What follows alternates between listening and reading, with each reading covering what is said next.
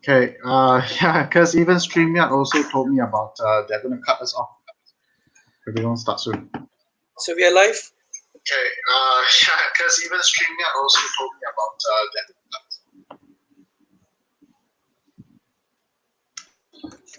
Okay, let's go. All right, we're live right now. Good afternoon, everyone. Welcome back, okay, to another day of Enterprise Blockchain Week. We are currently on our, let's see, we are currently on our second last day. 7 days, 7 technologies, and now we're on our sixth day. How time has passed so quickly. Over the last 7 days, we have covered Quorum, Anchain, Alibaba Cloud, Stacks, Hyperledger, and today we're going to be talking about R3 Corda. Do stay until the end, for instructions on how to receive your very limited, and unique proof of attendance token for attending, this education session. If you have not if you have not claimed your the previous day's token, please remember to fill in the feedback form, and the cutoff date is at 6 p.m. today, so that you can claim the one for Hyperledger. Now, a quick note, about the proof of attendance tokens. We've already done like 5 days, so you should be collecting like 5 different tokens. What you need to know about these tokens is that they are basically minted as at a very limited quantity. Basically, we have like 350 people registered for Enterprise Blockchain Week. Thus, we minted 350 tokens. And if you have claimed it, you belong to those people who basically own it. It's a very exclusive quantity. The purpose of this token is basically to give you guys something different than just another typical certificate of attendance where you can lose easily. It's very difficult to repurpose it. Whereas this one, you can actually deposit into your cryptocurrency wallet of choice, and the record of your attendance is time-stamped on a blockchain. So you can basically carry this token as a collectible item where you can show your friends and your colleagues that there is proof that you have attended this education at this particular date and time. It can be actually used for claiming and redeeming rewards in possible future events.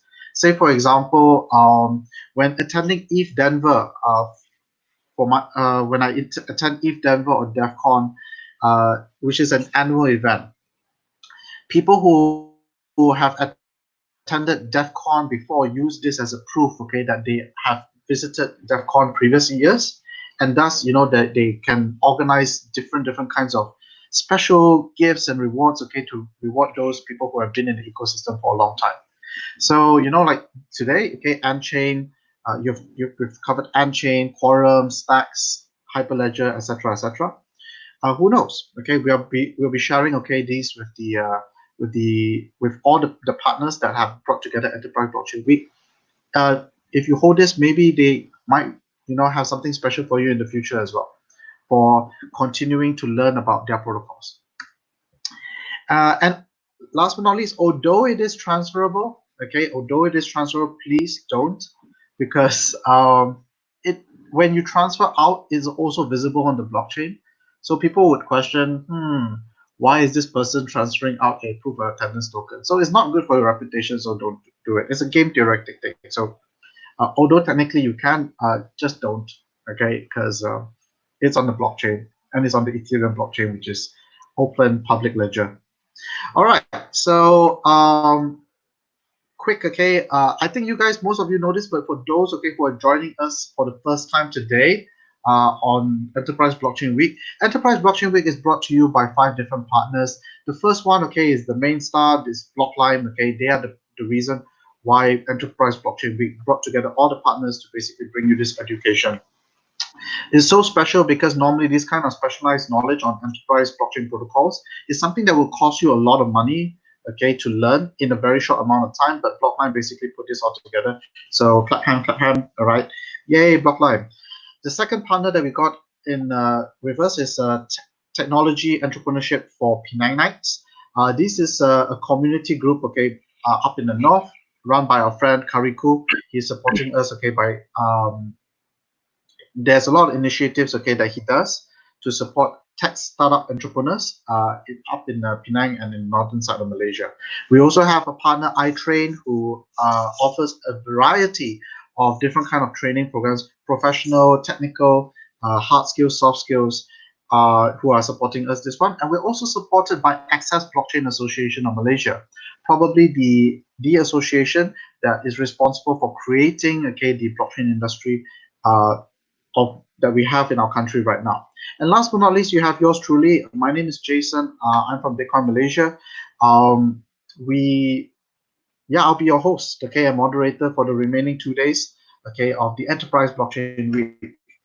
Combined together, our mission for this entire series is to help more Malaysians to enter the blockchain industry by providing a safe, neutral, and easy environment for you to learn what is this technology, what are the different kinds of technologies, what are their differences, and help you to differentiate what is real and what is fake in a space which is filled with hype, misinformation, noise, and sometimes potentially scammers. So that when you are empowered with this knowledge, you then can identify the non-legit ones very quickly and put your focus, your time, your attention, your effort in capturing real opportunities. Another one of our mission is to help people to find remote work and generate an alternative income in post-COVID-19 era, particularly in the blockchain industry, because it is not uncommon for teams to work globally and to work in remote teams in the blockchain industry. And last but not least, by helping you to get understanding, and by creating a more mature audience who know what are the possibilities, what is blockchain, etc. We then are able to attract projects, reputable, well-funded projects, to give Malaysian jobs, and find local users, fans, and champions. So the 5 things, that we hope that everyone gets to take away from these 7 days is that you will walk away with strong blockchain fundamentals. I think by now, you would know when to use a blockchain, when not to use a blockchain. You would know what is the difference between a public permissionless blockchain like Ethereum and what is a private permission blockchain like what we have covered throughout the entire week: Quorum, Unchained, AliCloud BAS, hashtags, Hyperledger, and now we're going to talk about R3 Corda. You would walk away with lots of use cases so that you get inspired to know what is possible, what problems can it solve, and what are the lowest hanging fruits so that you can introduce a pilot experiment either in your enterprise or your industry. So today we're going to be talking about R3 Corda. Now, a quick fact about R3. These are some of the things, which appeared in the news recently. R3 Corda announced a partnership, Nasdaq announced a partnership with R3 that it will use Corda, the blockchain, to help financial institutions easily build and deploy institutional-grade digital assets by helping them to issue tokens, build asset marketplaces, and support them through various processes such as issuance, trading, settlement, and custody. One of the reasons why Corda is highly favored is because a lot of people agree that it's because they know they operate in a highly regulated environment, and they know what it takes, to solve problems in this area. But it's not just also in the finance area. R3 Corda is also used in enterprise. This is an example, from KLM, Royal Dutch Airlines, that they use, R3 Corda to facilitate intercompany settlements across their subsidiaries. And they are moving, from test programs into actual real applications. So it's really exciting, and we're very happy to have with us today Marc Liew, who is the venture development lead from R3 Corda, to share with us a very thorough introduction, to what this protocol is all about, who they are, and what they have done, who uses it right now. Thank you so much for being with us today, Marc. Marc, are you there? Mark? Sorry, we lost Mark, okay, for a moment. We need to locate him back. But while waiting for him to come back, okay, there's a question, okay, that a lot of people, including myself at the beginning, what is the difference between R3 and what is the difference between Corda? Why is it called R3 Corda? So R3, for your information, is an enterprise software firm. Okay, so R3 is the company that leads a consortium of over 200 members, ranging from financial institutions, banks, trade associations, and fintech companies. The main aim of R3, this consortium, is to develop an open source blockchain protocol called Corda. So that is basically the difference. That's why that's the difference between R3 and Corda. R3 is the consortium. Corda is the blockchain protocol. Right. We have Mark who is back. Mark, are you with us now? Yes, Jason. Very sorry. Just now was having some connection issue. Can you see me okay and hear me all right? Yes, we can see you okay. We can hear you okay. I have just everybody's waiting, okay, to get to know you better. Okay. Yep. Can you give a quick introduction of yourself to the audience listening in right now? Absolutely. What is your story? What do you do in R3 Corda, and how do you come into R3 Corda? Yes, absolutely. Jason, first and foremost, Jason, thank you so much for having me today. And also, biggest thank you to Blocklime for inviting me as a speaker as well. So my name is Marc Liew. For everyone that is actually on the audience today, I lead venture development for R3 in the Asia Pacific region. And prior to R3, I've spent many years in the technology space, most recently leading market expansion for PayPal, in the Braintree credit cards and payments division and mobile payments divisions as well. So, R3 is an enterprise software company, and our main product is actually Corda, which is our enterprise blockchain platform. And I'm very pleased to have this opportunity to share more with you today about who we are and what are some of the use cases in our space. Just very pleased to meet everyone today.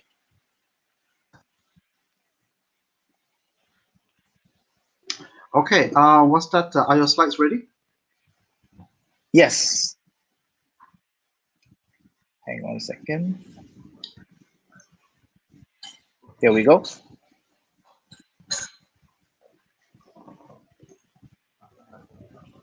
Okay, Jason, I'm good to go, right? All you need to do left is basically go full screen right now. Yep. And then you're good to go. Okay. So thank you so much, Jason, again, and Harpreet. Hi, everyone. Good afternoon. My name is Marc Liew, Venture Development Lead for R3 in the Asia Pacific region. Today, we are very pleased to share with you a simple presentation about Corda, our enterprise infrastructure, blockchain platform for startups or enterprises who is actually interested to look at exploring blockchain use cases for their corporations needs as well.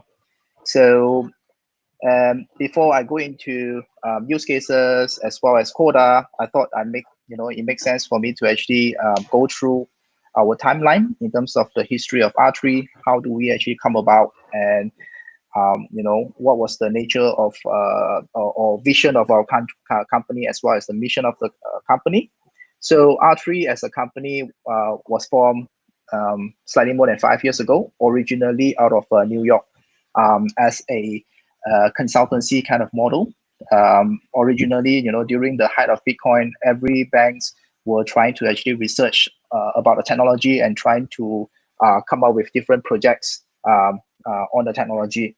So we had our CEO, David Rutter, he had this vision where instead of each one of the bank trying to do their own research, why not the banks can actually pool their resources together, and we as R3, we can help to actually formalize that partnership, and we can actually create blockchain-based research and activities for these banks, because ultimately blockchain is actually a team sport. So it makes sense for banks to actually collaborate with each other and also discuss and work together on projects. So originally we started with a consortium of 9 banks, and then somewhere in December 2015, the network grew to 42 different bank members. And then somewhere along the way, before we even have a product, we have our customers first. So this is the unique history of R3 in a way that unlike most of the startups in the space, we do not have a product when we got started. What we have is we have a group of customers who is actually interested with this new technology, and we actually help them to do research and exploration on the benefits of the blockchain technology. And somewhere along the line, sometime in 2016, so we realized that there's a lot of benefits that we can actually tap into with regards to the Bitcoin technology, right? When we are looking at Bitcoin, what's actually most important is the underlying technology that's actually blockchain. So we actually took advantage of those benefits, and then we created our own proprietary enterprise blockchain platform called Corda. So the first version of Corda had its general availability somewhere in November 2016. So it's an open source version. So any developers can actually, take the platform and start developing on it because it's actually open source. And it actually grew with a lot of support from the enterprise space as well. We have a lot of inquiries from companies, from corporations, from central banks who's actually interested to look at deploying Corda into a production scenario. That actually got us thinking, instead of how do we evolve the product into the next phase of its growth. So we look at what are some of the requirements when it comes to deploying enterprise applications. So we took that, and then we created an enterprise version of Corda, which is actually ready for live deployment, and also fits all the necessity requirements for enterprise usage. For example, at a high availability, a blockchain firewall, so on and so forth. So these are all the terminologies and features that enterprise IT managers and IT professionals are very familiar with. So from there on, we have 2 versions of Corda. One is the open source version, and then we have the enterprise versions, which is specifically tailored for enterprise customers. And then our ecosystem grew to more than 200 different financial institutions, regulators, trade associations, and professional services firms in the space. And we also work with a lot of different tech companies as well. So somewhere along the line, until today, we are proud to say that we have more than 300 different technology providers, partners, ecosystem players, as well as customers and clients. They are actually actively supporting us in our space, and also actively contributing to the creation of the Corda platform. So throughout our works and collaborations with different stakeholders in the space, they have actually given us a lot of problem statements. So some of the problem statements that they are hoping or sharing with us is, when you look at enterprise applications over the past 50 years, pretty much, there are a lot of similarities, and there are a lot of legacy systems as well. And many a times, all these systems need to be run or operated by different human beings. And many a times, this actually is very prone to human error, as well as fraudulent transactions, as well as fraudulent operational error.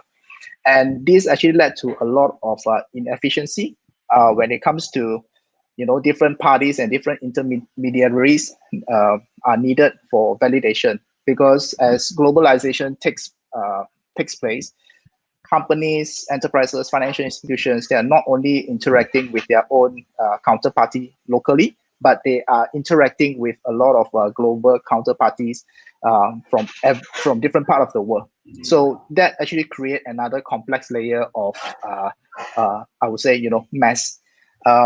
And then all this adds together lead to frequent delays and losses, between different banks, financial institutions, and there's a lot of counterparty risk involved. And these are problems and mess that's been created over the past few decades that is very hard to be solved. No one simple system or application can take care of all this problem.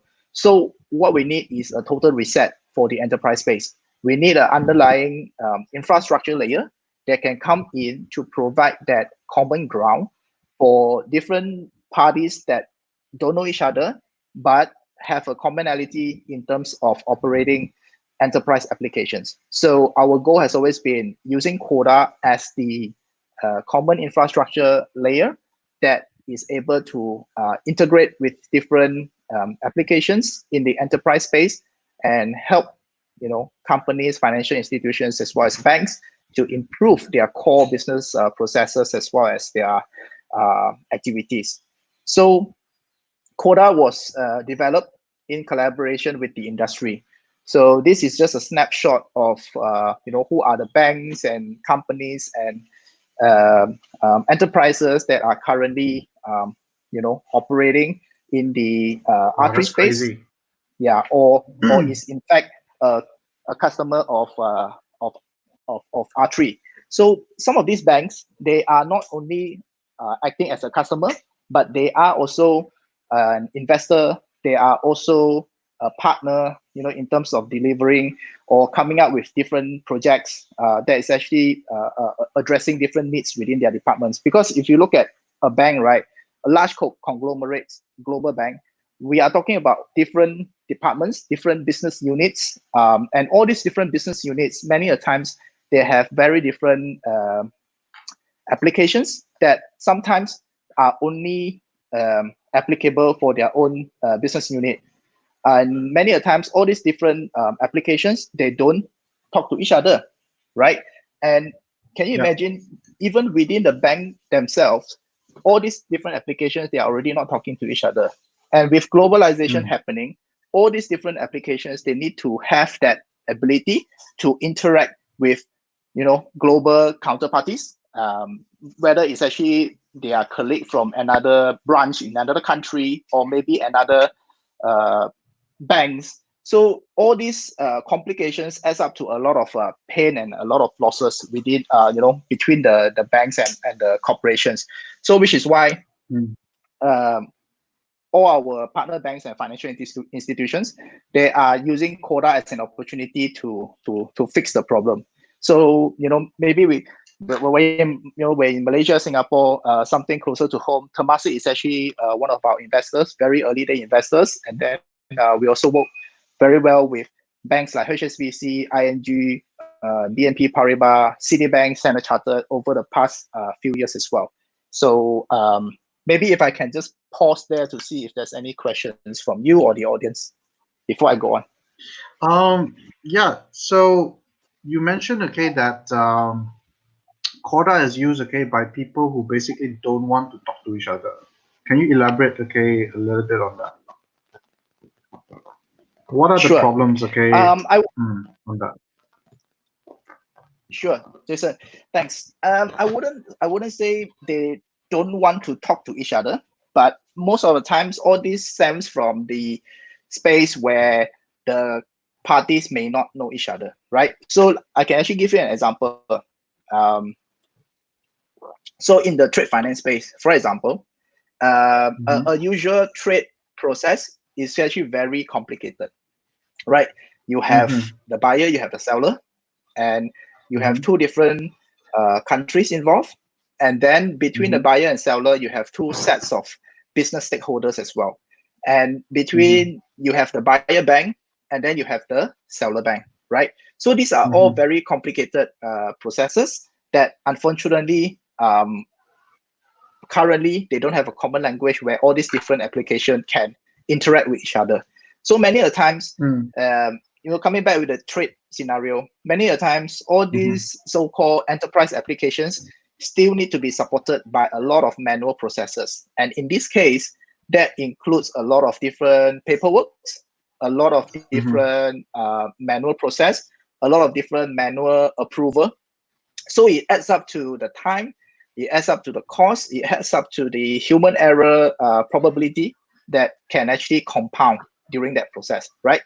And even if, for example, once that particular trade has reached, the buyer has actually received the goods, right? The only way to confirm the receiver of goods is actually to go through the paperwork, and then someone in the buyer bank will actually key in and verify those information into their own bank system. And that particular buyer bank will need to actually send those information to the seller bank that's actually in another country. So, you can imagine the amount of mess and the amount of miscommunications or human error that can actually happen. So what Corda is actually trying to do as the underlying infrastructure, we are actually providing a platform where all these different applications can be integrated onto the platform. Then the platform, which is Corda, will then act as a common ledger between all these different stakeholders. So whichever information that is actually recorded onto the common platform, which is Corda, those information will be verified and it will be recorded on the blockchain without the need of further human reconciliation. So those truth or those evidence can be taken as evidence that, or it can be used as a way to replace those human processes and manual works. Yeah. Okay. So, but Mark, you're breaking up. Okay. Yep. Yes, I think that answers the question. We have a few questions, okay, from the audience. Some of them don't see any Malaysian banks in this. Are there any Malaysian banks, okay, which are currently part of this collaboration? That is actually a very good. Share? Sure, that is actually a very good question. We've had different conversations with different financial institutions in the region, but what happens is, again, blockchain is a very new technology, so different financial institutions and different central banks, they have different appetite when it comes to looking into blockchain and exploring blockchain as a new technology. So I would say in the region, we work a lot with central bank from Singapore as well as central bank from Thailand. Other than that, we are also working with the central banks in Hong Kong as well as Australia. But we do have conversations with the rest of the central banks in the region. And again, this list is not exhaustive. So we do work with a lot of different financial institutions, but it's impossible to fit everyone onto the same page. Right. So this is really happening on the top-down kind of like approach. I could see that.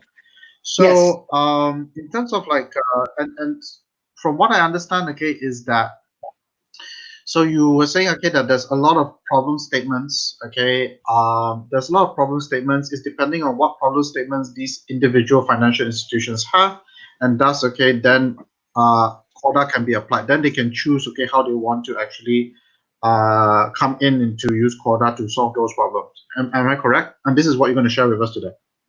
Yes. So there are a few angles where people can actually explore and experiment on Corda. So you pointed it correctly, Jason. From the enterprise angle, mostly the banks or the financial institutions or the enterprises, they would actually look at a problem they will say they have a problem statement, and then they will explore Corda to see whether they can actually use Corda to solve that particular problem statement. And the other angle that we could potentially look at is actually mainly for the collaboration with the startups in the space as well. So as you know, Corda as an underlying infrastructure layer, we don't build any applications. We don't build any top of stack applications. We actually prefer to give that creativity power to the startup space. So we work with a lot of B2B enterprise startups that are currently building applications on Corda that can actually address those problem statements coming from the enterprise space as well. So you can look at R3 as a conduit of technology, where we help enterprise customers to identify use cases, and then we also help startups to build those applications that can address these use cases. Okay. All right. So I think a lot of the questions here are really about use cases. Okay. Sure. So let's why not let's show them. Okay. what's that? The use cases, Sure. the problem statements that basically Corda is being used right now to solve these problems. Then I think we can answer the questions at the end. Right now, I think it's a bit premature. Okay, sure. Thanks, Jason. I will continue with my slides then. So just a brief platform analogy, in case everyone is confused between R3 and Corda and, what's the differences. So I use a very simple analogy where everyone is actually very familiar with. Of course, the iOS is a platform and it's owned by Apple. Same with Corda. Corda is the platform that's owned by R3. And we work with developers that build applications that we call codeps on top of the platform. So it's not an apple to apple, kind of a comparison, because Apple obviously is iOS is a B2C kind of a platform, but the analogy, is it can draw similarity. So very briefly, in terms of what are the values that Corda can bring to the enterprise space. So we talk about eliminating intermediaries earlier. We don't have to rely on too many third parties and manual processes. So in that process, financial institutions, they can save a lot of money and can streamline a lot of processes as well, because ultimately everyone is actually operating on the common is the layer. So information can be trusted as evidence and proof that the transaction take place. You don't have to go through manual reconciliation again and again.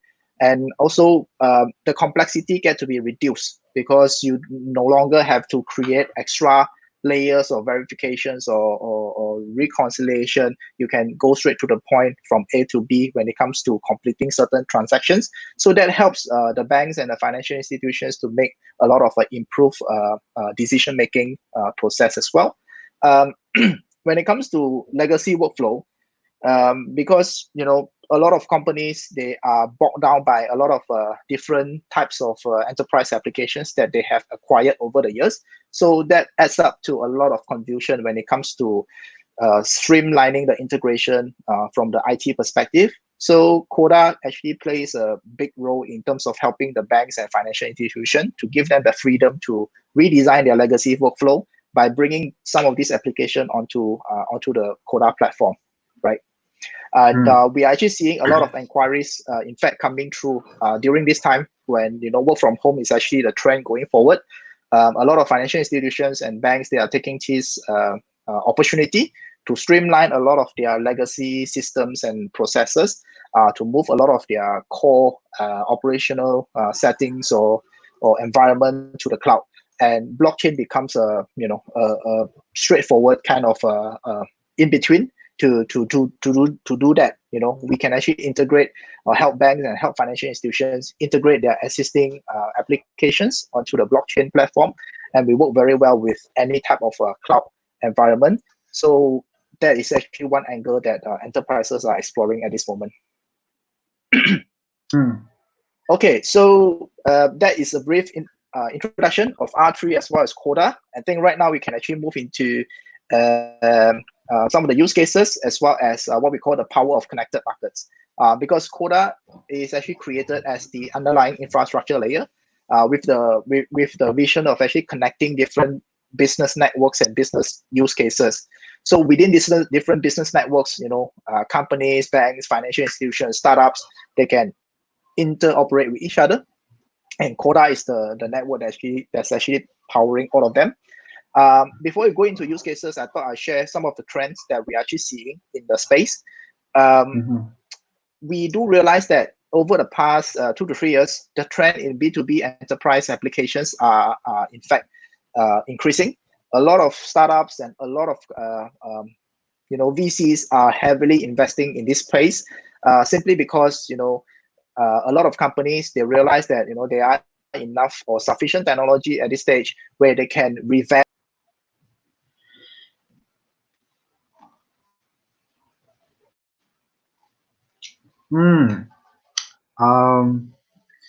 Looks like we encountered a little bit of technical error.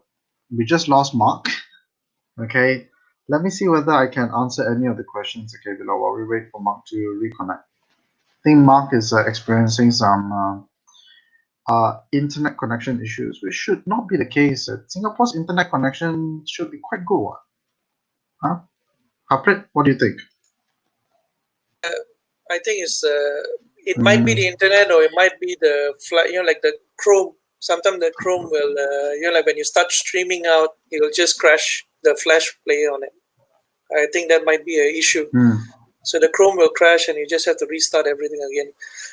So I think I'll answer one of the questions here. They say, how is it different with Hyperledger? I think there's a question from YouTube. I think we discussed Hyperledger yesterday. There's a stream, and the video is available on our channel and also on our Facebook link. So Hyperledger, it's open source project hosted by Linux Foundation, and they have a more modular approach towards solving problems. They're not just focused in like financial side, but they also have a lot of other use cases and other industries that they're actually exploring in. And they have multiple sub-projects focusing on different areas. But coming towards R3 Corda, they are more focused towards the financial industry, and they are more focused towards building consortiums. Corda, where else Corda is an open source technology similar to Hyperledger, but the way they implemented their technology, the way the technology works, their permissioning works, their consensus work are very different. Where on Hyperledger you have a lot of control in terms of what are the consensus you want to plug in, what are the types of permissionings you want to do. Corda do this much differently. They on their platform, they have like kind of a fixed set of permission rules and consensus that you can use, and you can just plug and play that. But I think in future they'll give you more customizability towards Corda as well. Why do you think that they did it that way? Why do you think that they did it that way? Corda. Focus actually, because in this case, one of the problem is everybody is trying to be a protocol for everything. It doesn't make sense because you have to optimize the solution towards a specific industry and specific use cases. So if you see like a Hyperledger, it does that it explores multiple industries by letting the partners and members choose which are the areas they want to lead and which are the technologies they want to build. And they lead the open source discussion. So in this case, they can build so many sub projects and focus on multiple areas. But where if let's say another protocol want to do that, they will do some things good, but the other things might be very bad for the other sort of technologies. That's why we see like a lot of public blockchains that want to be good for everything, sometimes end up being good for nothing. In this case, their solutions might not really work out that well for a lot of other applications. And sometimes a lot of applications, like even if you see in the DApp market, they are built on specific blockchain just for the sake of having the brand or name or being on them. But their application or their apps doesn't really function well on that blockchains, for example. So in this case, I think by taking Corda's approach, their focus has always been in the financial industry. They were, as we heard from Marc earlier, the initiation was from the financial industry. And they kept their focus towards that area, building the consortium, building more technologies, modernizing modernizing the financial industry using blockchain. So there's always a counter argument, right? Some people are saying we should be killing the banks, but there's also a counter argument. What if the banks improve? What if what if the banks bring you more value? They bring you a better solution. So I will say there's always need and counter force towards innovation. If let's say we don't have anybody countering us, we don't have competition, we becomes very comfortable. And before Bitcoin, then what happened? There was too much of power centralized. There's too much of faith was given in banks and financial products. So and at the same time, there was less competition for them. In terms of technology, in terms of financial competition, yes, there was a lot. Everybody wanted to be the best. That's why everybody was putting out a lot of financial products. But now there's a technology pressure as well to innovate. That is where technologies like R3, Corda, and Hyperledger and everybody are spawning up to see if they can improve the inefficiencies in delivering finance. Can they unbank, can bank the unbanked people as well? Yeah, I think that answers. Yeah, so I totally agree with what you're saying. Okay, the only reason why Bitcoin, for example, got its traction, okay, is because, or its use case is because if governments were responsible, and governments, okay, had transparent, okay, monetary policies, um, then yeah, there will be actually no use for Bitcoin. So it's like, but now that Bitcoin, okay, exists, and now that Ethereum exists, and now that Quorum exists, and etc. etc., there is now this um, there's now this pressure, okay, from all angles, okay, to that would now keep people on their toes to innovate. Okay, it's kind of like that didn't exist before that, and that's basically it. But I agree with you. If, let's say, for example, if the banks are able to deliver better service levels, if they are able to deliver better solutions, more transparency, more accountability, uh, more seamless, faster transactions, it will people will still use the banks because people don't like to change. No, I mean, it totally depends who brings the best value, who can they trust. So, I mean, when we talk about banks, and we talk about the what banks have done historically. But one thing you have to see, bank have the most experience of managing financial assets and managing Yes. financial products for years. They come in with all the processes and everything to kind of optimize and protect people's money as well. Yes, there were mistakes that have been done in past, but if you really look into a startup that came out of the blue building financial products and you expect them to be world champions in terms of managing finance, and a bank that has been doing it from the years, and they just have to improve their processes, bring in new technologies, and give out better service. And they already have the reach, they already built the trust for years, they already have the connections. So it kind of, the battle and the fight is much easier towards the bank. But in the end, from my point of view, the most important thing is how can these technologies bring best value towards the customers? How can we solve the problems of the customers, of the users? It's not really matter who are doing it, because everybody can utilize these technologies and build the financial products they want, as long as they're doing it legally. But when you talk about are they solving the customers' problems, and today we can see that banks are lacking behind in terms of solving some of the problems, and startups are coming in and building in the technology and trying to solve those problems on kind of fill in the gap that has been left by the current financial institute. But over time, they will gain a better market share, a grow market share, and if they manage to sustain themselves, they will be the new banks. If they're never able to do that, the old banks are able to innovate and come in, there is possibility that the old banks will retain their position and might also improve their market share and positioning. Yeah. Got it. While waiting for Mark to come back, I have a question. So R3 Corda, okay, while waiting for Mark to come back to go and share with us more use cases, okay, from the front line that he's doing, we got to see, okay, who hashtags, okay, surf, okay, just a couple of days ago, and the use cases that CJ gave really clear, really concise. What, in your opinion, Harpreet, okay, is the difference between who R3 serves and who hashtag serves? I mean, if you see that R3 and when you look into a platform technology, as Mark showed in the previous slides, where you have the technology, you have people, partners, and people building their products and use cases, and then they are on the core apps that are being developed. So in this case, R3 being a platform, they have a huge reach, much huger reach, a much bigger market. They can be anywhere in financial bonds to what they call cross-market settlements and many other areas, as long that they have applications developed on there. But hashtags are building specific applications from on their platform. And if you really look into it, they're not operating as a platform. They're operating as an application for the capital market. So that's the difference. Being a platform, like being an iOS, and being like Facebook and one application. So that is the difference. Yeah. So I think we'll pass back to Mark since he's back. Hi, Mark, are you here with us? Yes. Hi, guys. I am so sorry. I'm so sorry. It got disconnected. You guys hear me? Don't worry. Can you guys hear me all right? Yes, we can hear you all right. Okay. Would you like to? Can you? What's that? Full screen? Yep. Sorry, which slide did you guys lose me on just now? I think 2 slides before this one.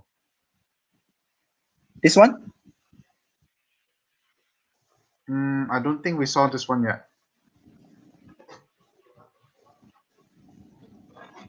Yeah, everyone wants a piece of enterprise tech companies. That's what I remember. You're talking about, before you talk about the use cases, you talk about what's that? The trends. Okay, sure. So the first trends, yeah. Yeah. So right now we are seeing a lot of interest in the enterprise tech space. A lot of people they prefer to look at investing into enterprise B2B startups because the market seems to be maturing towards that area, and we have all the technology and tools to actually make that happen. And Corda, in a sense, is actually one of the tools that people or companies can look at considering. So ChainStack has actually, in fact, published a report on enterprise protocol activities on GitHub.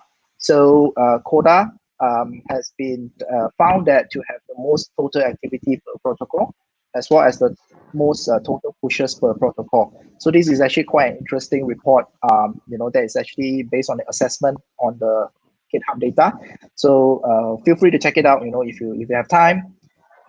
And one of our top VC partners in Europe, Outlier Ventures, has also released a report saying that Corda will most likely be chosen as the tool at work, based on a lot of the projects that we are actually doing. So we are definitely gaining a lot of tractions in the enterprise blockchain space. And, briefly, I just want to share why Corda was quite preferred, to be the infrastructure layer for blockchain enterprise blockchain projects. First and foremost, Corda was designed to be cloud agnostic. So we understand that there are a lot of issues when it comes to deploying applications on cloud. There are a lot of concern with regards to data localization, regulations, and compliance. So it's very happy to say that Corda was designed to be cloud agnostic with deployed project fully on the cloud, with deployed project on a hybrid kind of setting, meeting all the requirements that is actually preferred by the enterprise customers as well. So we give our customers that flexibility.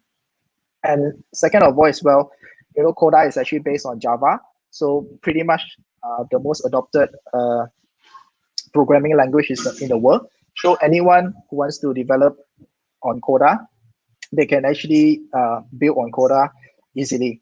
And when it comes to maintaining and operating the blockchain platform, so it's also very easy to find talent that can actually operate it because it's actually based on Java.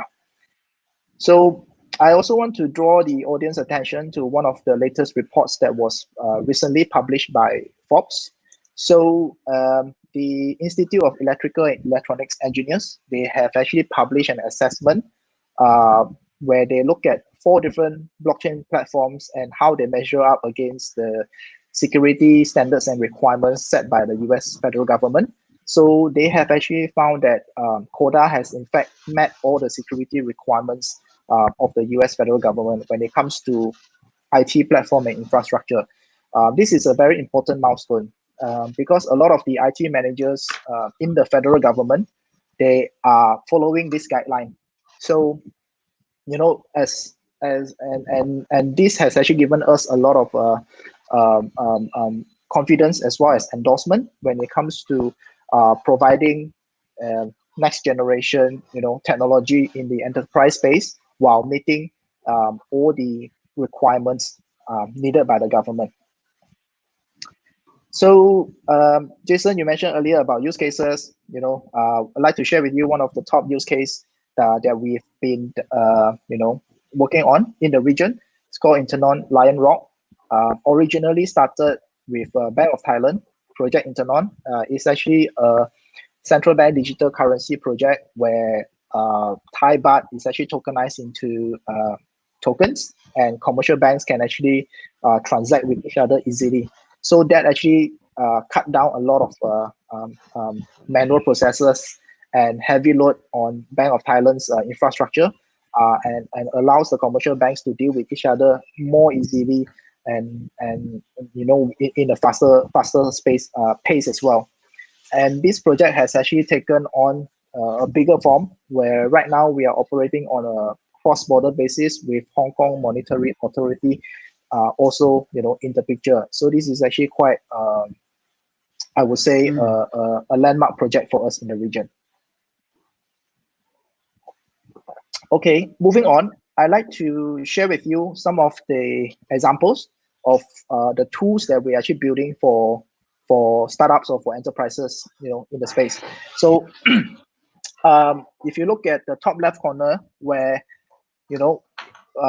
we releases the Token SDK Developer Toolkit. So we understand that as the enterprise blockchain space are maturing, a lot of our startups who were previously building on Ethereum or maybe Hyperledger Fabric during POC, they are looking at porting those applications over into a live setting or production setting with their enterprise customers. So some of the most required feature that they have actually asked us is that would Corda be able to support tokens, right? Because some of these enterprise customers, they are looking at creating their own tokens for enterprise use cases. So Corda is a very good platform, but before that, we don't support any tokens, right? So which is why we introduced Token SDK 1.5 years ago, where any developers can actually tokenize asset or issue tokens on the Corda platform easily. So some of the best use cases are enterprises looking at how can they use Corda to create loyalty tokens that can be shared and be given to their end user and consumer within a certain conglomerate. They want to retain or they want to grow their consumer loyalty program. So they use Corda and the Token SDK to do that. And then when it comes to tokenizing asset, you'll be talking about, okay, maybe what about delivery versus payments? Where is the payments channel? So very glad to also share that, we also launched a Corda settler, which is an application that you can use together with Corda to facilitate payment for on-ledger transactions with off-ledger payments. So we've made partnerships with Swift, the international banking messaging platform, as well as MasterCard, where startups, enterprises, they can use this facility to facilitate payments off ledger. And one of the top news that actually came out of the R3 space last week is that NASDAQ in the US, they just announced that they will be using Corda to create a full suite platform of issuing, transacting, settling, as well as token custodian for digital assets. So this is actually a big win for R3, because if you look at NASDAQ, their technology is pretty much used by more than 120 different global custodies as well as exchanges, around the world. So this has actually given us a very long runway to help startups and to create more enterprise use cases in the digital asset space. So very briefly, I'd like to share with everyone, some of the projects that we are working on, and who are some of these household corporations that we've been collaborating with over the past few years. As mentioned earlier, Temasek is actually one of our investor, very early investor. The likes of HSBC, Standard Chartered, ING, they've taken part in a lot of our trade finance projects. Working with different offices globally. We partner up with MasterCard as well as Swift on the payments integration side, allowing any customers who is actually interested to explore on Corda have the means of facilitating payments via traditional rails. Somewhere closer to home as well, we are also working with a lot of conglomerates, the likes of PTT Group, ExxonMobil, as well as Siam Cement Group in Thailand. So, Jason, let me pause there for a bit to see if there's any questions I can help with.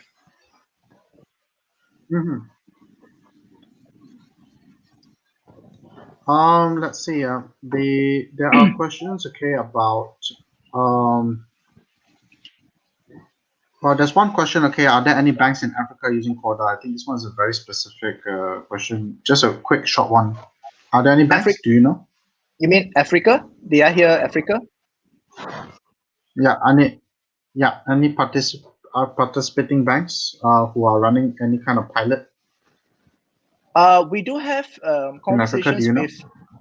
with different financial institutions globally, but most of my activities center around APAC. But if you want to be specific, I can find more information. You feel free to ask the audience to reach out to me. I have email address. After this, I can share my email address. I can actually come back to you on that question because that is actually very specific. Off the top of my head, I don't think we have any projects coming out of the African continent lately. Yeah. I didn't see you covering Cord app yet, but a question came up about Cord app. So I think it comes from Tan. He asked, okay, is Cord app available for Android or iOS mobile device? Okay. Yeah, sure. I think there's some confusion here. Cord app is not an app, right? No, Cord app is not an app. Cord app is so any applications that's built on Corda, we refer them to Cordapps, right? Stands for Corda applications in short. Yes, that's right. Yes. So I have a slide coming up where I can show you what are the Cordapps that we have in our space. But at this moment, just for the audience benefit, all our applications are focusing on in the B2B enterprise space. We don't have any B2C use cases because we are an enterprise blockchain platform that operates on the B2B space.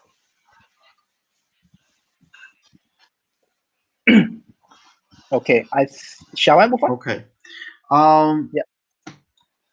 Okay, there's a question. Okay, that comes. Okay, there's one question. Okay, that comes. I don't know whether is it appropriate to answer now, but maybe you comment, right? Okay. So one question is that Bill Gates giving away company stock to employees. Okay, is this what you can do with these tokens? Is this something that okay? Okay, that's is this I can try to. Sorry, I can okay try to. Sorry, go ahead, Jason. Do you understand the question? Yes, Maybe I do. He can elaborate again. I do. So I will try to understand to the best of my ability and my understanding. When you're talking about employee stock options, right? You need to go through the current settings, the current regulations, right? You need to, get in touch with the SEC. You need to come up with a proper employee stock options plan. Then you need to, come up with contracts and to state out how many stocks are actually given to employees. When we are talking about tokenized asset, at this stage, we have not reached that level yet where, you can easily tokenize something and then you give to your employee and claim that token will be valued at X number, right? So it's a very different scenario. At this stage, our use cases has been, tokenizing loyalty points, because you, as a consumer, you have a lot of points that you rack up, maybe with your rights or with your shopping, history. Maybe those points that you rack up, a lot of the enterprises are using, the blockchain as an opportunity to look at how can they turn them into loyalty points that can be traced on the blockchain, and so that they can actually better grow the relationship between the business and their customers. So that is the current use case. I have one question. Okay, the question is about the recent use case that you talk about, the Bank of Thailand central bank digital currency being a landmark case because you are able to make cross-border payments, using a tokenized Thai baht. Can you elaborate a little bit about why is this? What is the big change here? Why is this a landmark use case? Happy to do that, Jason. So the central bank usually act as the party. Let's say whenever the commercial banks they want to transact with each other, they will have to go through the central bank, right? We call that ACH, auto clearing house, and that transaction is actually very costly. So if you send through a payment, say early in the morning, because that's when everyone wants to get a transaction done, the cost is very high. If you try to want to be cheaper, then your transaction need to like maybe wait until end of the day, you know, and in the process of doing so, you are adding a lot of pressure to the infrastructure of the central bank as well, of their ACH. So by using blockchain to actually tokenize that fiat currency into, you know, tokenized Thai baht, then the central banks are able to assign those tokens to all the commercial banks, where the commercial banks can directly transact the token with each other without the need of going through the central bank, the existing rails. So that is actually very innovative, because you are taking away a lot of pressure points from your existing infrastructure, and you allow the commercial banks to transact with each other anytime they wish to. So it's a very powerful mechanism. And the central bank is also very happy, because all these tokenized Thai baht, they are pegged to the fiat currency. So there's no fluctuations, there's no uncertainty. The central bank will have, you know, a full view of all the transactions, and it's a very innovative use case.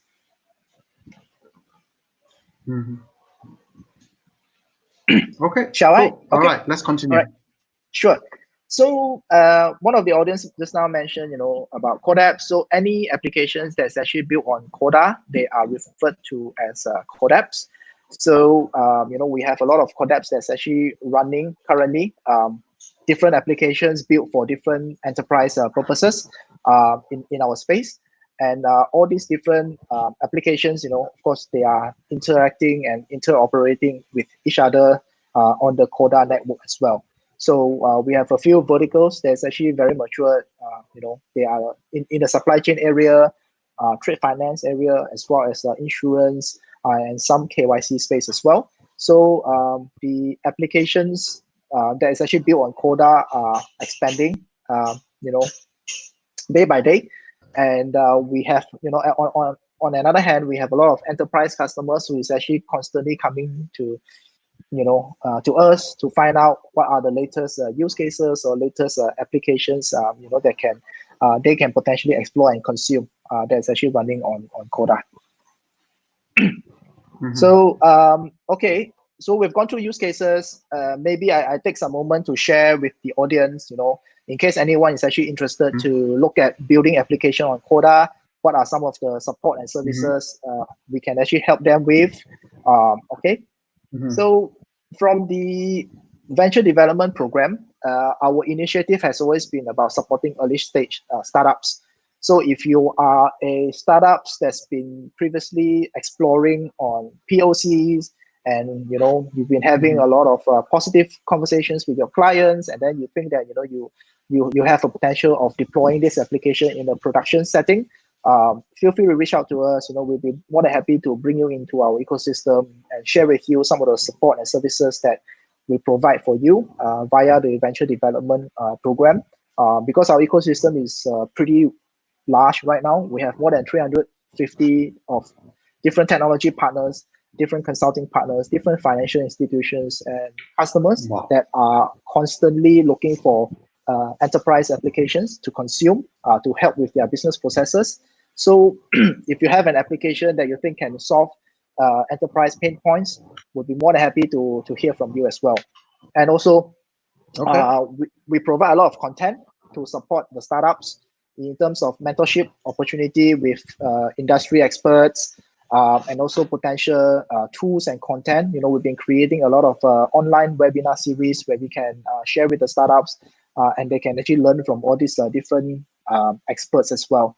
And most importantly, although Corda has an open source version, any developer can actually build on them. If you are interested on building on Corda with the goal of deploying it to your enterprise customers, we can actually extend to you a Corda Enterprise Evaluation License that can actually allow you to build on the actual enterprise version of Corda from day one, free of charge.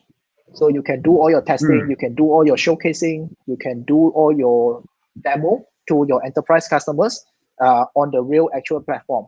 So you don't have to face, awkward situation where the enterprise customer will ask you, okay, this is a demo, what happens during production? You can confidently say that, this will be a production platform. What you see here, in terms of performance and scalability will be there for you during production. So these are some of the things that, we are providing our startups. And last but not least, of course, we partner with a lot of incubator and accelerators in the space. So if you have an idea and you think that maybe an induction into an accelerator makes sense to help to take your solution further or shorten your go-to-market cycle, we can also help with some introductions for, to get into some of these accelerators so that you can actually expedite your go-to-market process. So this is actually supports that we provide for startups. In terms of enterprise customers, if you are interested to explore on Corda, we are more than happy to have a chat with you as well, because we also work with a lot of different system integrators and consulting partners in the region, where usually we respond to enterprise RFP and RFI as well. We've done that a lot. So we are quite comprehensive when it comes to supporting the ecosystem. We have support for startups, we have support for enterprise customers, we have support for system integrators. So it's actually quite diverse. So yeah, the venture development process is actually very comprehensive. We take care of the startups and our partners at every stage of their development journey. And for us, we gain success via our partner, because ultimately we know that we are just the infrastructure layer. We want our partners who are the builders of applications to have that creativity and opportunity to be successful on the Corda platform. As a summary, I just want to leave the audience with this slide that I think is actually quite nice, because in many a times we see Corda as the highway.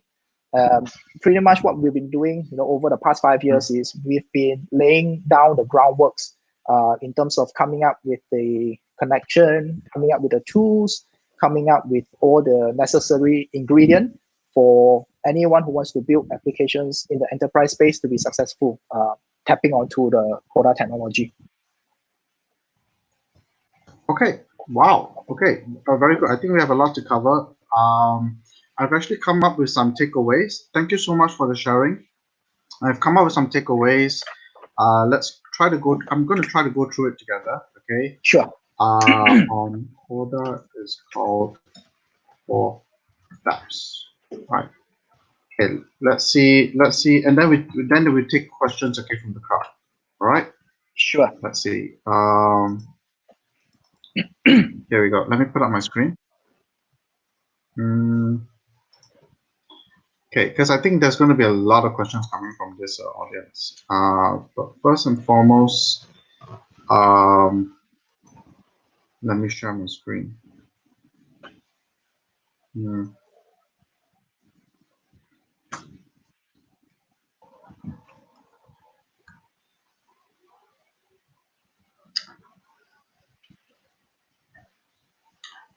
All right. So what I got away from this, you started by talking about how R3 Corda came into place. It started back in November 2016. Okay, taking what distributed ledger technology can actually do, so that you guys decided to start your own. R3 is a consortium where now you have 300 members. Earlier, I thought you guys have 200 members. Now you have 300 members. That is a huge difference. So Corda is a blockchain protocol layer which invites users to build applications. So what you shared earlier is that Corda basically, you have a blockchain protocol layer. There are different kinds of problem statements. Okay, this is where the participants, the users, the financial institutions will look at the different kind of problem statements, and then depending on what they want, they are then invited to go and basically build applications on Corda. Once an application is built on Corda, it's called Cordaps. So Cordap is not an app per se. It's a terminology. It's part of your taxonomy that once somebody has built an app on Corda, it is called Cordap. You currently have like some of the interesting numbers that you talked about. Okay, is that under your venture development program right now, Corda currently is having 30 live Cordaps a month, is it? A new Cordaps a month, 200 currently still in development, and about like 50 startups currently under your program. Is that correct? That's quite a lot. One quick question. If a person is interested, okay, to come into the Corda ecosystem, to meet people, to converse, where does all the conversation happen? Is it on which communication platform? Is there a Telegram group? Is there a Discord? Where does the conversation happen? Sure, Jason. Thank you so much. Hmm. So much for the summary. There's one correction that I'd like to point out. So on 300 members in the R3 consortium, right? So originally we started as a consortium many years ago when we were still doing research for banks. But right now we have pivoted from the consortium business model. We are a full-fledged enterprise software company. So we have more than 300 plus members in the R3 ecosystem. That includes technology partners, all right, startups, so on and so forth. And yes, to your second question, right now we have more than 30 different enterprise applications that's actually live in production. We have 200 plus that's actually in development at various different stages, and 50 plus startups, globally join our venture development program as well. So that leads to the question of where those interactions happen. How do we actually talk to people?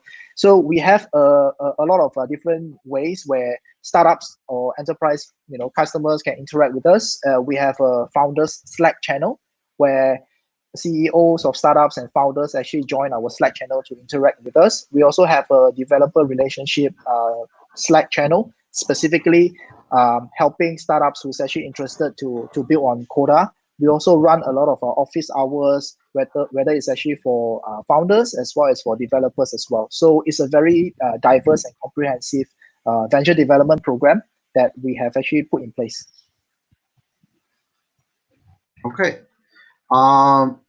Okay, let's take some questions. Okay, from the let's take some questions for the floor. There's like a lot of them.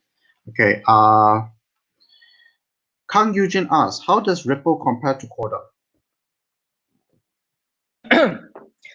That's a good question because we get asked a lot. I'm not sure whether because both companies starts with R and then people thought, but anyway, so Corda is the infrastructure platform. And I think what Ripple is trying to do is a payments mechanism, payments tool. So in essence, we are actually very different.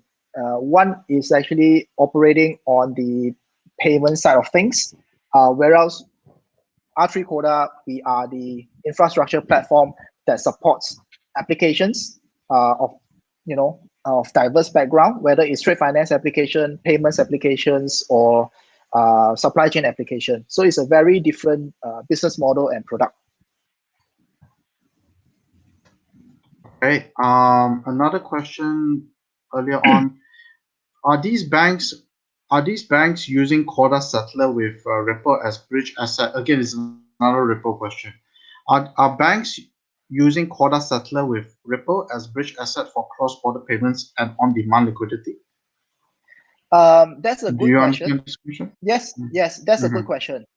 In fact, when we launched Corda Settler, the first token that we support and showcase was XRP, simply because XRP as a payment mechanism, it fits most of the requirements when it comes to completing a payments transaction, which is why we chose XRP as the first token to demo our Corda Settler application. Having said that, Corda Settler, has been introduced as a tool. A lot of our members have experience with it, but so far we don't have a live production that is actually using XRP on Corda Settler at this moment.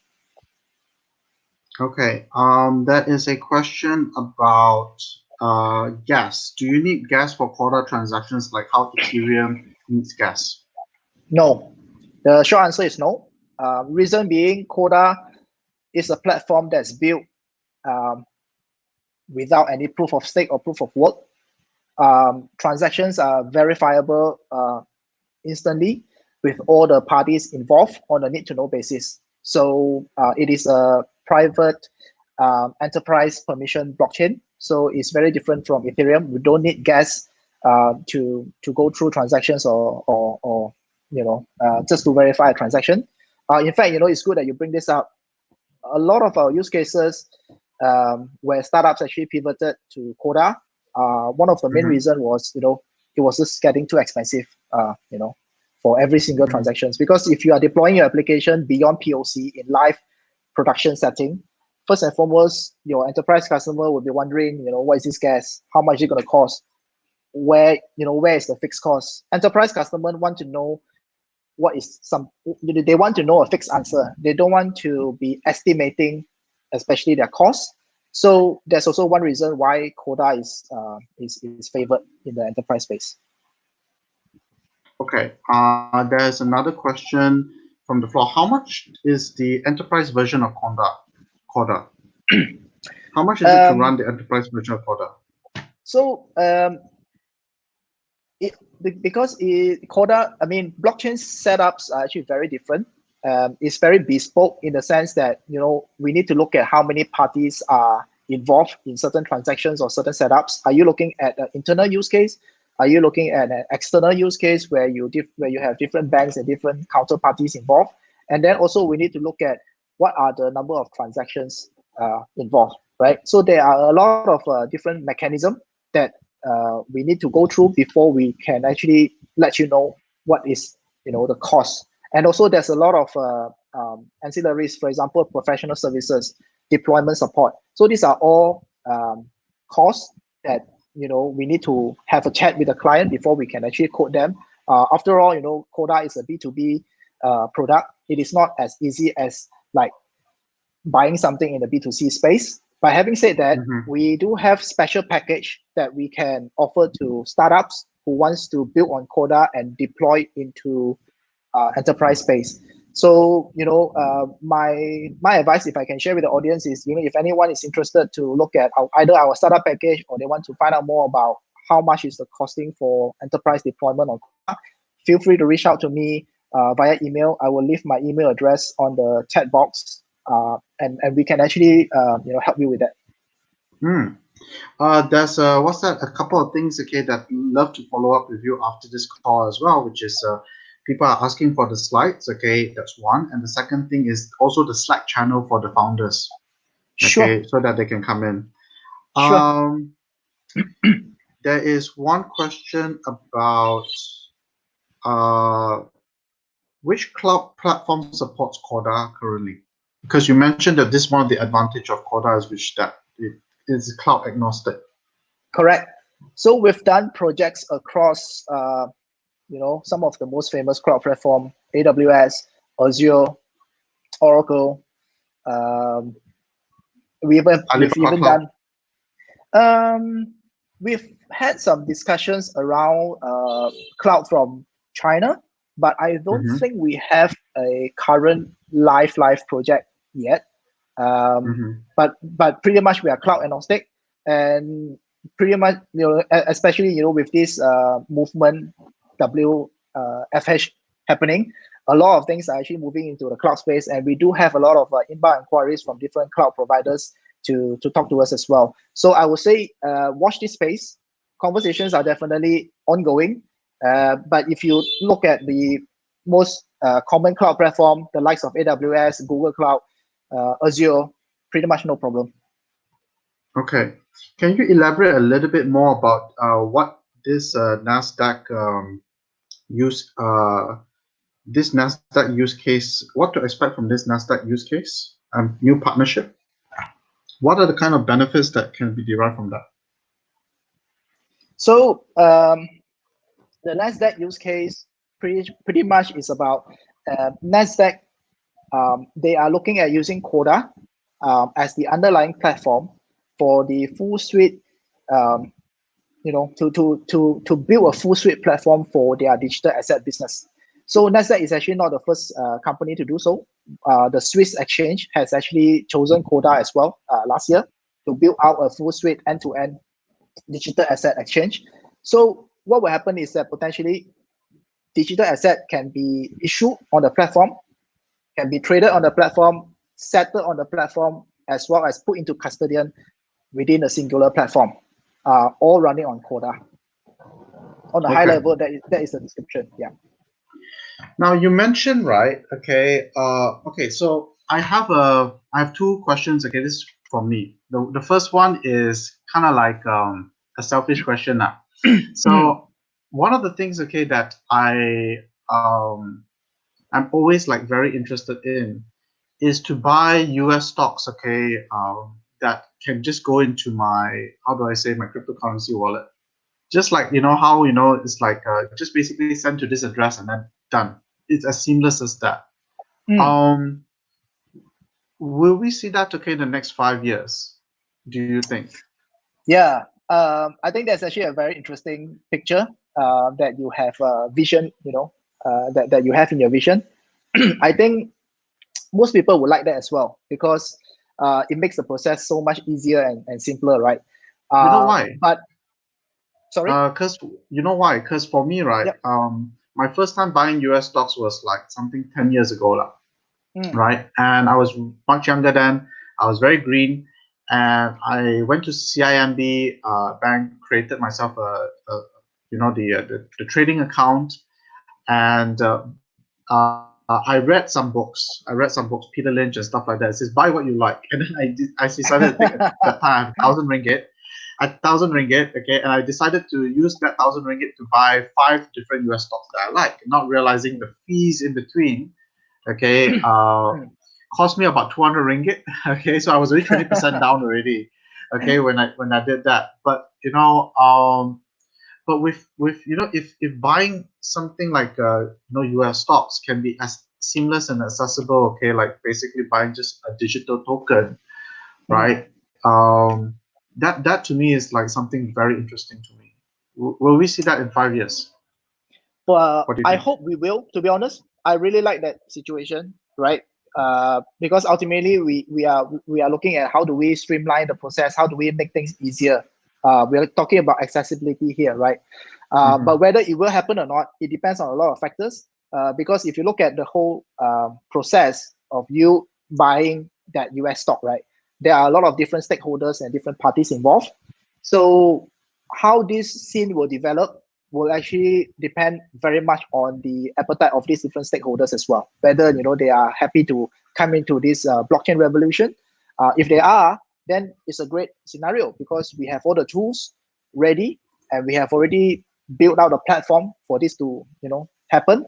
So it all depends on what are the appetites of these stakeholders, and if we can have them all agree together that wow, this will be the future, then yes, definitely something that will benefit everyone.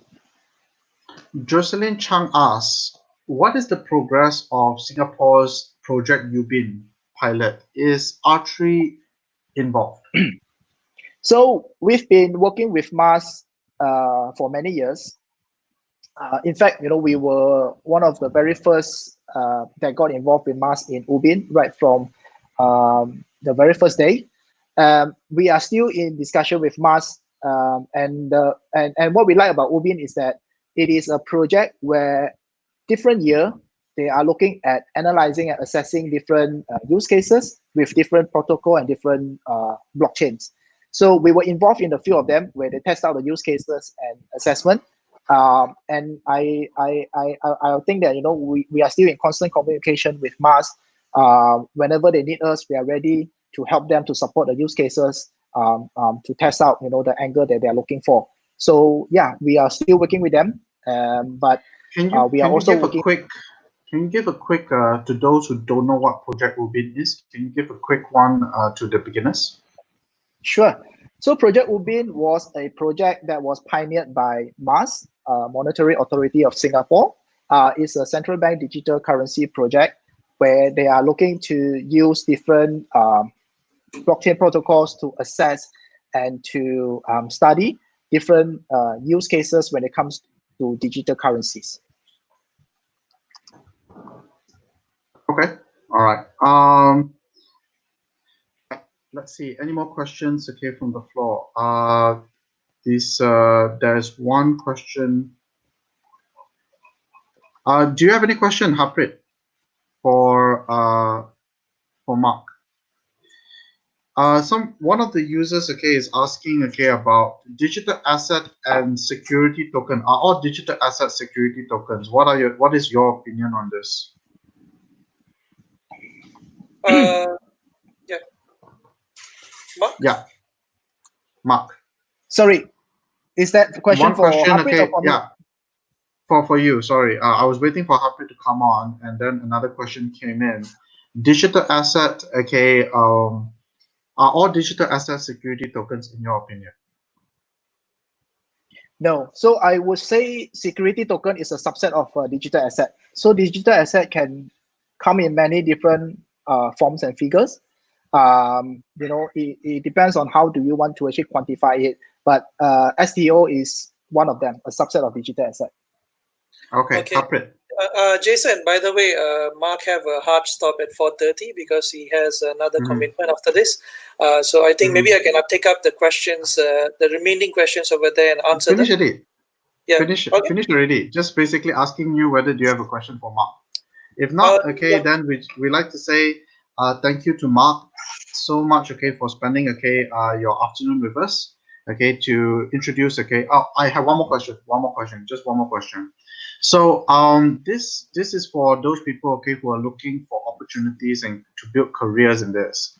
For those, okay, who are in their banks, now that they have taken, okay, this introduction, okay, of R3 Corda with them, what would be your advice, okay, into like how to basically, go about introducing considering a pilot project, okay, within their company? Where, like for example, you mentioned about problem statements. Where can they get the information about these problem statements?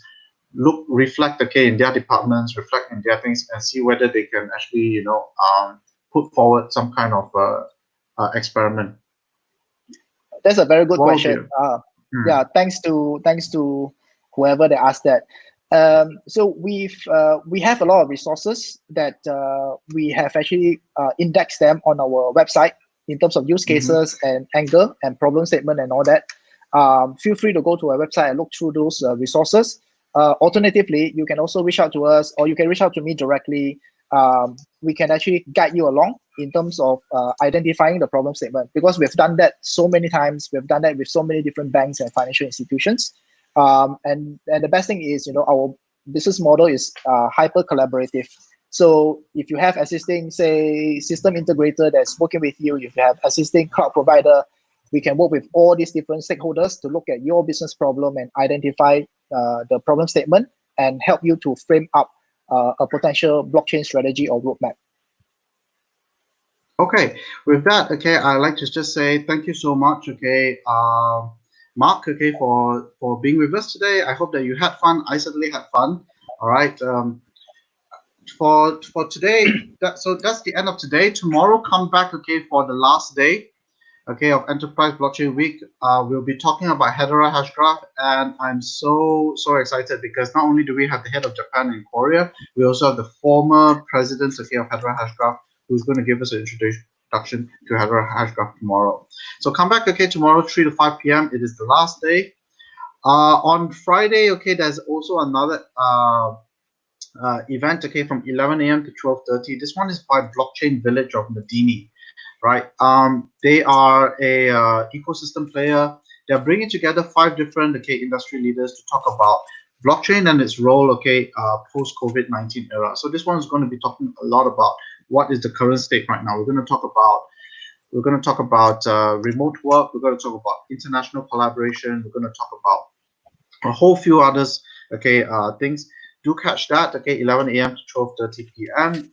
It will also be live streamed here. I'm particularly excited, okay, to hear Wei Chi Chan's, okay, views. Okay, he's one of the regulated digital asset exchanges. Tom Trowbridge, Ibrahim Majid, and we have Kenny Tan back from Unchained to share his views. Oh, and also Harpreet from Blocklime. Right. Thank you so much. Keep saying that a lot, but do, okay. What's that for today's proof of attendance? Do give us feedback. Scan the QR code. You guys know what to do. Leave the I'm going to leave this page for a little while. Okay, either go visit the short link, okay, bit.ly Corda_06May, and give us feedback so that Mark would also know, okay, what is your feedback? Have you gained, okay, have you gained value from this session?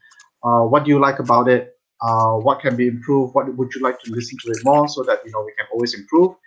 And yeah, thank you so much. Okay, Mark, it was fantastic. Harpreet, again, thank you. Thank you to our partners for supporting us. This is the end, okay, of day 6. See you guys tomorrow at day 7. Okay, I'm going to leave this screen on for another 2 more minutes before going offline. Mark, I'll be following up with you for the email. Okay, for the email, for the Slack, okay, channel from this. Don't worry, so that everybody can have a continuity. They would come. Their journey continues with R3 Corda after this. All right. Okay. With that, everyone. Okay. Thank you so much. Have a good day. Have a good evening. Stay safe. Stay healthy.